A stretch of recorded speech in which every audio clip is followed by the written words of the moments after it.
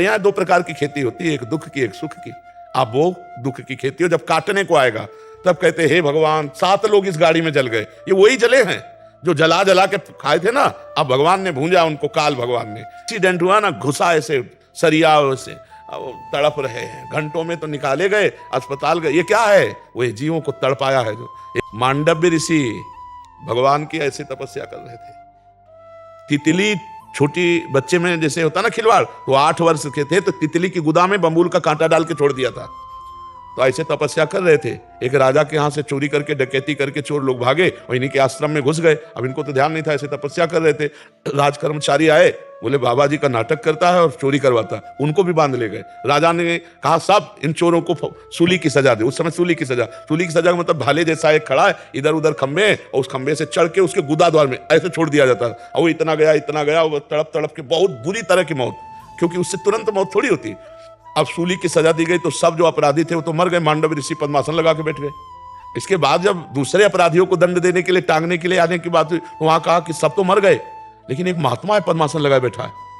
तो राजा आए, हाथ जोड़े, महाराज मुझे नहीं। बोले हम तुम्हें दंड नहीं देंगे, हम सीधे यमराज को दंड देंगे, क्योंकि वो न्यायाधीश है ना। हमारी सूली निकला दो। लाख प्रयास किया गया, सूली नहीं निकली, काट दी गई। महाभारत में भगवान व्यास देव, अनि मांडव्य ऋषि नाम पड़ा उनका। वो सीधे गए धर्मराज के पास। धर्मराज से कहा महाराज ये कोई न्याय है? मुझे याद नहीं कि मैंने कोई पाप किया इस जन्म में, वो हमारी गुदा में सूली डालकर काट दी गई। उनका नाराज मत होना, आपका ही कर्म है इसी जन्म का। 8 वर्ष की अवस्था में तितली की गुदा में कांटा डाल के बम्बूल का छोड़ दिया, तो तुम्हारी गुदा में सूली कटवानी पड़ी। तब उन्होंने कहा ये तो गलत है, 8 वर्ष के बच्चे को क्या ज्ञान।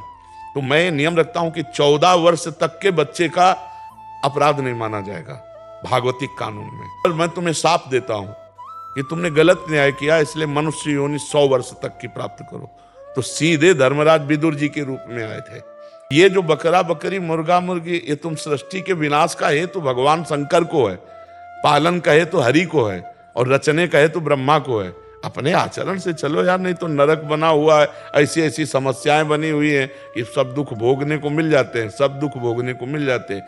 कीड़ा पड़ते हैं फिर शरीर में। ऐसा पशु बना दिया जाएगा जहां मनुष्य ना पहुंचने पावे, और कीड़ा पड़ गए, सड़ रहा है, कितने दिनों में तड़प के मारे। ये नरक है सब। इसलिए ऐसे लोगों की बातों पर ध्यान न दो जो ये कहते हैं कि हम संहार के लिए बने हैं। आप अच्छे आचरणों से चलो, और जो ऐसी बातें करते हैं उनको अनसुनी कर दो। ये सब पागल लोग हैं, माया के वशीभूत होकर ये बोल रहे हैं। भला अपने चुटकी काट के देखो है, और दूसरे के शरीर को कुछ भी कर लो। बुद्धि भ्रष्ट है तो फिर क्या है?